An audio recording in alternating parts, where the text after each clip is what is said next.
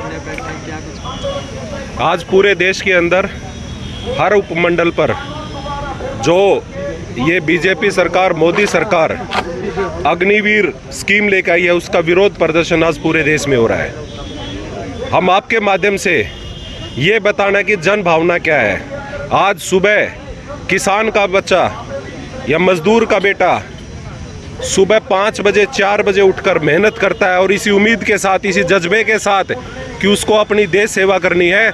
और ये लोग ऐसी स्कीम लेके आए हैं कि जिसमें 4 साल के अंदर वो वापस घर आ जाएगा।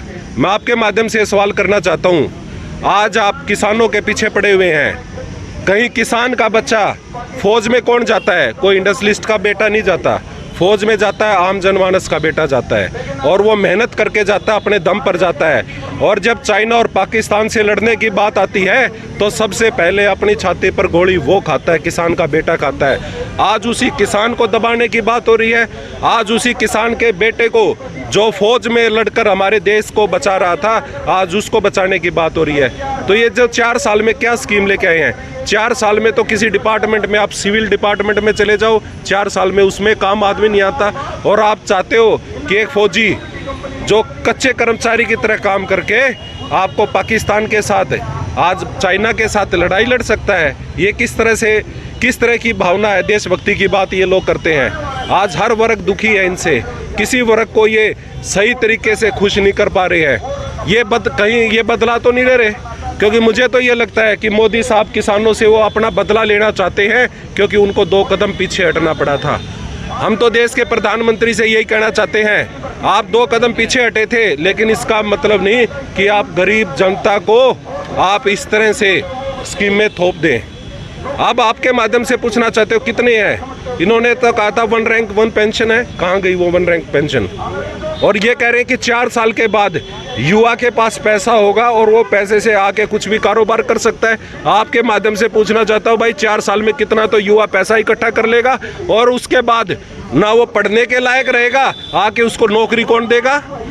आप यदि उसको 4 साल से भर्ती है तो गारंटी दो सरकारी नौकरी आते ही मिलेगी। आपको इस डिपार्टमेंट में भेजेंगे। ये बरकलाने का काम कर रहे हैं, बहकाने का काम कर रहे हैं, क्योंकि इनके पास पैसा नहीं है। ये लोग आज तेलों को बेच रहे हैं, खदानों को बेच रहे हैं, जितने हमारे एयरपोर्ट हैं उनको बेच दिए, जितने अपने पोर्ट हैं उनको बेच दिए। अडाना अंबानी की सरकार है। और बीजेपी का एक तो इनका सीनियर लीडर कह रहा था, मेरे बीजेपी के दफ्तर में अग्निवीरों को चौकीदार में सबसे पहले लगाऊंगा। आप अपने बेटों को भेजो, हर एक किसान अपने खेत में उनको चौकीदार लगाने के लिए तैयार है। आप देश के फौजियों को चौकीदार लगाना चाहते हैं, तो ये कैसी विडंबना है। आज आप इनकी सोच को देख लो। ये लोग बढ़िया फौजियों को अडानी अंबानी के जो पूरे देश में बेतहाशा प्रॉपर्टी बना दी है, उसकी सुरक्षा के लिए लगाना चाहते हैं। ये वो फौज तैयार कर रहे हैं, ये देश की, भारत की सेना को तैयार नहीं कर रहे, ये अडानी अंबानी की फौज को तैयार कर रहे हैं। ये उस तरह के लोग हैं। तो इसका विरोध करते हुए आज पूरे देश के अंदर कांग्रेस पार्टी ने विरोध प्रदर्शन किया है। और पूरे आम आदमी, आपके कैमरा घुमा के देख लो, ये किसान है, कोई बरसाने से आया, कोई इसलिए दुखी है, चिंतित है कि हमारे युवाओं का भविष्य क्या है।